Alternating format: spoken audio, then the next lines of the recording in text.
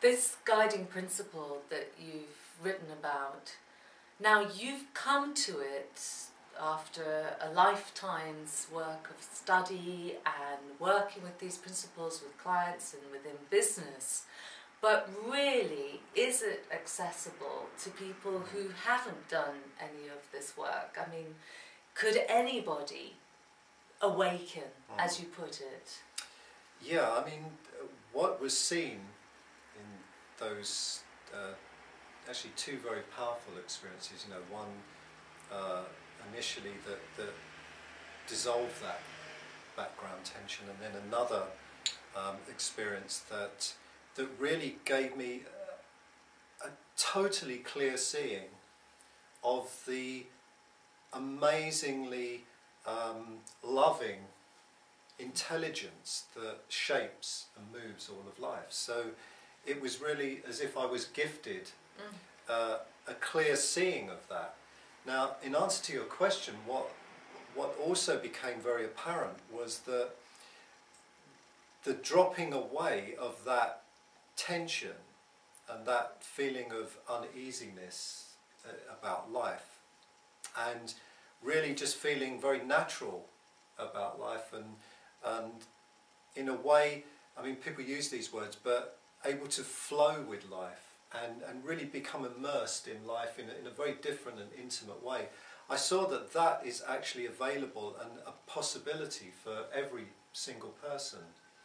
And I saw that it's absolutely possible to drop that tension that characterizes so much of life, and to actually move into a very different quality of experience. And what I really term this is that my interest for people coming to this material, it's not about awakening, it's not about being holy or spiritual or anything like that. What I'm really interested in and what I'm offering is what I term a high quality of experience.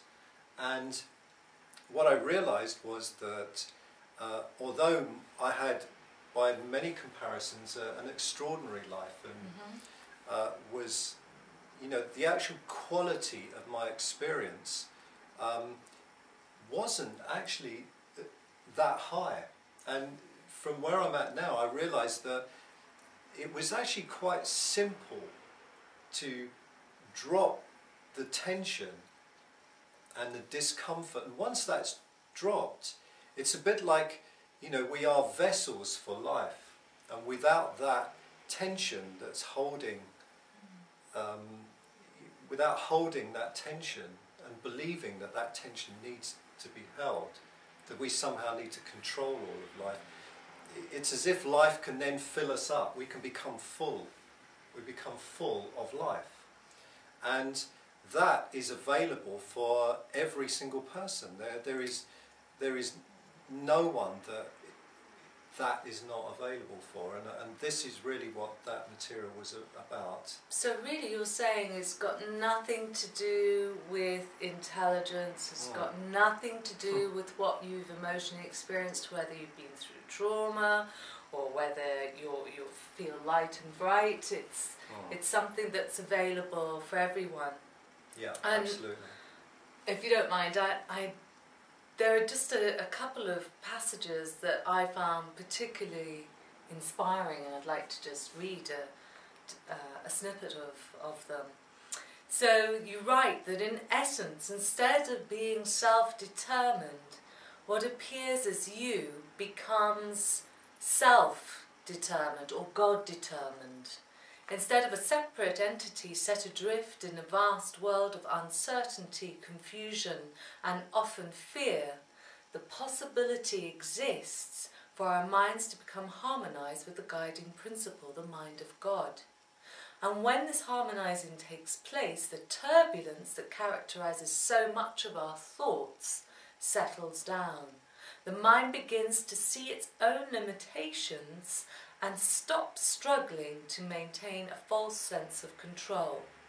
This is a truly beautiful process, and I can imagine it really is. And it's interesting to someone like me, who certainly had glimpses of awakening. He certainly had openings and expanded senses of consciousness where I've seen that everything is absolutely perfect, and that there is no sense of struggle, there is no sense of pushing or pulling. Everything is in its perfect place. There is no right and no wrong, and in a sense it's moving beyond the duality of right and wrong, yes and no, that's okay, that's not okay.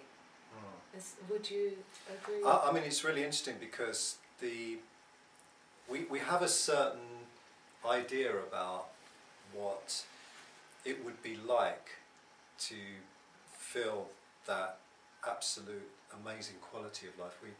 And we'll probably come on to this, but you know, when we have certain experiences in life, for some people it's the birth of a child. For other people, it's, you know, the experience of looking at amazing art, or skiing down slopes. Skiing down slopes, having, you know, like the sexual experience, and all of those things. They offer us glimpses of an expansion, or the vastness of our existence. And what they do very powerfully, a lot of those experiences, that they take the kind of mind-created self, and that falls into the background. So, in a sense, that the self created by the mind becomes secondary,